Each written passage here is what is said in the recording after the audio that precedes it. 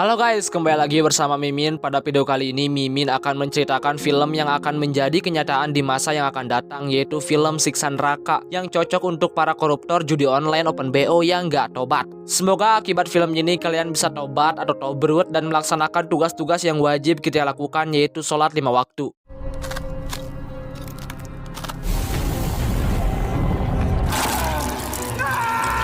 Film Siksa Neraka ini menceritakan pasangan suami istri yang bernama Ustadz Zakir dan Ibu Rika yang memiliki 4 orang anak. Anak yang pertama bernama Saleh, yang kedua bernama Fajar, yang ketiga bernama Tias, dan si bungsu yang bernama Azizah. Ustadz Zakir dikenal sebagai Ustadz kondang di kampung mereka. Dia selalu diminta tolong untuk melakukan ruqyah oleh warga sekitar. Sebagai seorang panutan di kampung, Ustadz Zakir selalu mendidik dengan keras keempat anaknya itu di rumahnya. Ustadz Zakir dan Ibu Rika juga selalu mengajarkan kepada mereka untuk takut melakukan dosa, karena dosa itulah yang akan mengantarkan mereka ke neraka.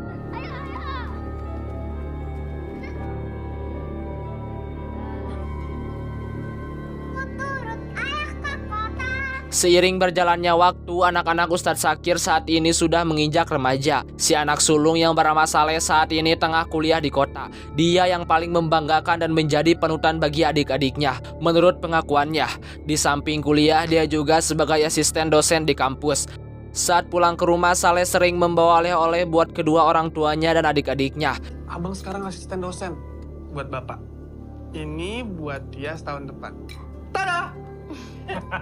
Sementara itu, Fajar sebagai anak kedua dikenal sebagai remaja yang alim oleh kedua orang tuanya, dan katanya dia ingin mengikuti jejak sang kakak kuliah di kota. Sementara Tias sebagai anak ketiga terlihat sebagai anak yang jujur, rajin beribadah, suka menabung dan tidak sombong dan bersemangat dalam belajar. Namun dia memiliki kelemahan dalam mengikuti pelajaran di sekolah. Tias juga dikenal memiliki indera keenam sejak kecil. Sementara si bungsu yang bernama Azizah merupakan anak yang manja dan memiliki hobi menyanyi. Suatu hari, Ustadz Zakir tanpa sengaja mengetahui hasil ujian matematika Tias yang jelek membuat dia sangat marah. Dia menghukum Tias dengan memukul jari tangannya dengan menggunakan kayu.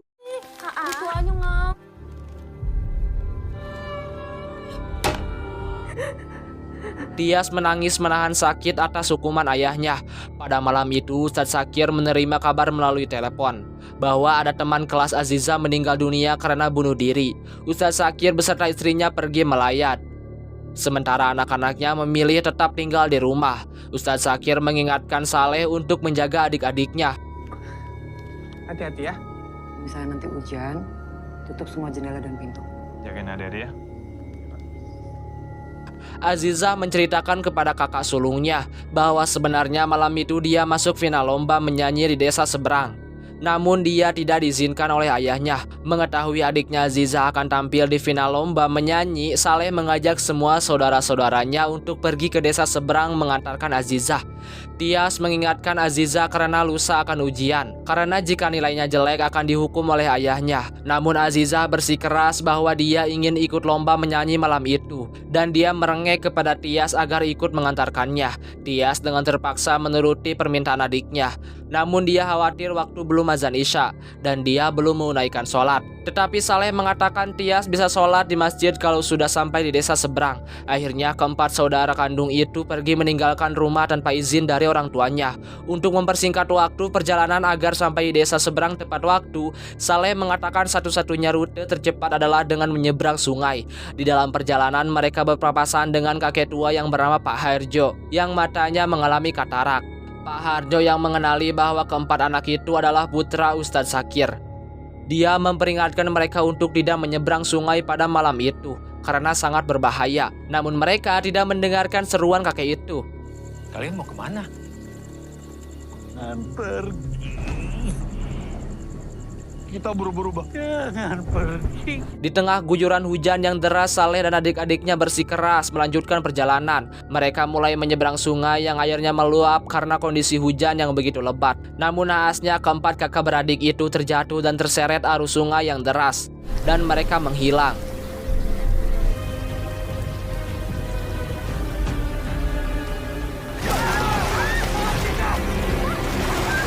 Sementara itu, Ustadz Zakir dan istrinya yang baru pulang ke rumah, mereka memanggil keempat anaknya, namun tidak mendapat jawaban. Saat sang ibu mengetuk pintu tidur kamar Azizah, Pintunya terbuka dan si bungsu nampak berada di sudut kamar dengan posisi menghadap ke dinding.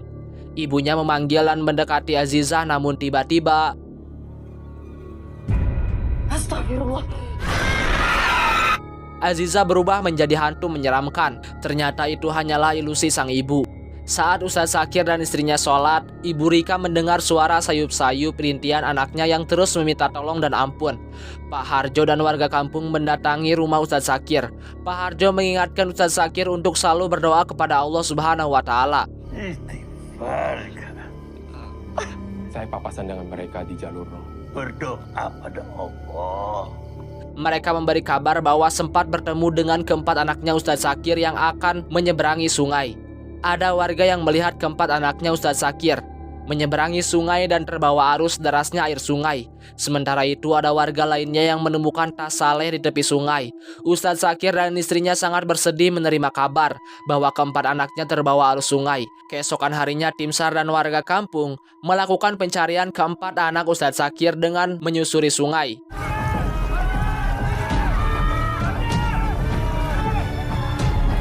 Hingga akhirnya pada malam harinya mereka menemukan Saleh dalam kondisi tidak bernyawa. Ustadz Zakir dan istrinya sangat bersedih dan terpukul atas kematian anak pertamanya yang bernama Saleh.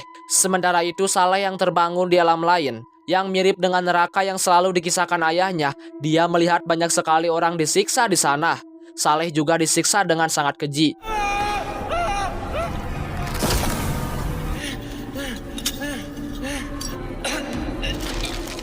Saleh berteriak dan merintih kesakitan siksa neraka atas dosa yang telah diperbuat selama hidup di dunia. Wajahnya ditusuk dari samping menggunakan besi dengan bara api yang sangat panas. Mulutnya dikasih minuman yang sangat panas dan bau. Dan punggungnya ditusuk dengan kalajengking raksasa. Serta lidahnya dipotong menggunakan gunting. Hal itu terjadi secara berulang. Saleh jadi teringat dengan dosa-dosa yang telah diperbuat selama hidup di dunia. Saleh sering membohongi ibunya dan sering meninggalkan sholat. Saleh juga menipu uang warga di kampung dengan iming-iming keuntungan besar. Namun uangnya tidak pernah kembali.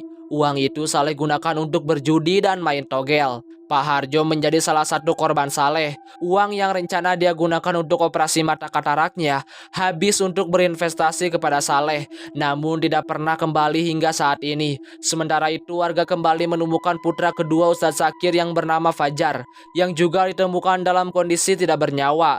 Saat berada di alam lain, dia juga menerima siksa yang sangat pedih. Fajar juga harus mempertanggungjawabkan apa yang telah diperbuatnya selama hidup di dunia.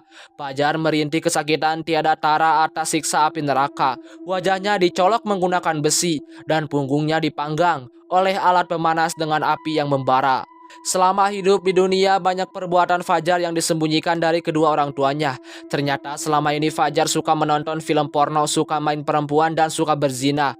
Dan juga ada pengakuan dari warga bahwa Fajar pernah mencuri kotak amal anak yatim di kampung sebelah. Ustadz Zakir dan istrinya bersedih dan hatinya hancur menerima kenyataan itu. Dan banyak perbuatan yang disembunyikan dari anaknya yang tidak mereka ketahui.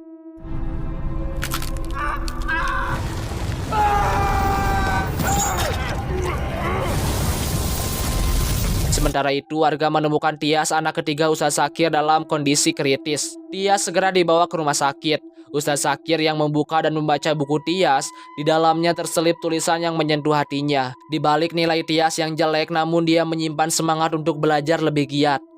Setelah membaca tulisan Tias, Ustadz Zakir terpukul hatinya dan dia menyesali didikannya selama ini yang begitu keras kepada Tias. Jenazah Saleh dan Fajar dimandikan dan dikafani malam itu. Karena malam itu listrik padam dan ada genangan air menuju pemakaman, jenazah Saleh dan Fajar tidak dapat dikebumikan malam itu. Keesokan harinya, akhirnya para warga kembali menemukan anak bungsu Ustadz Zakir yang bernama Azizah dalam kondisi tidak bernyawa. Ustadz Zakir dan istrinya semakin terpukul hatinya. Di ambang kematiannya, Azizah berada di neraka. Dia melihat kakaknya Saleh dan Fajar yang disiksa. Dia melihat temannya yang bernama Dini yang mati bunuh diri menggantungkan dirinya dengan tali sampai mati.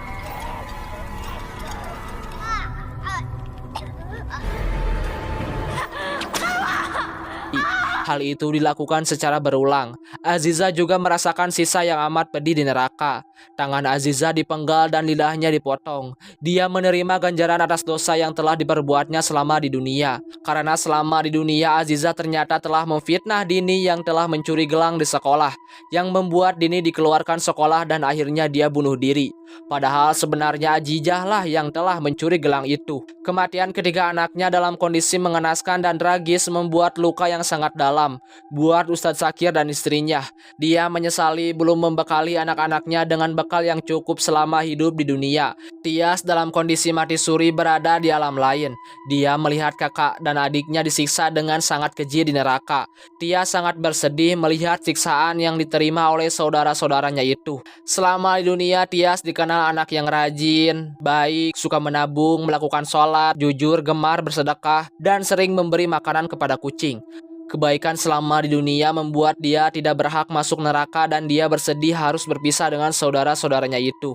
Akhirnya Tias terbangun dari mati surinya dan film pun berakhir. Oke guys, buat kalian yang belum tobat, mari kita tobat. Jangan seperti anak yang 3 tadi. Jadi kita harus seperti Tias yang baik walaupun oleh ayahnya dicecer atau disiksa. Ingat Ibnu Qayyim pernah berkata, tangisan taubat seorang pendosa lebih Allah cintai daripada tasbihnya seorang yang sombong. Oke, wassalamualaikum warahmatullahi wabarakatuh. Siap, tobrut, kita tobat.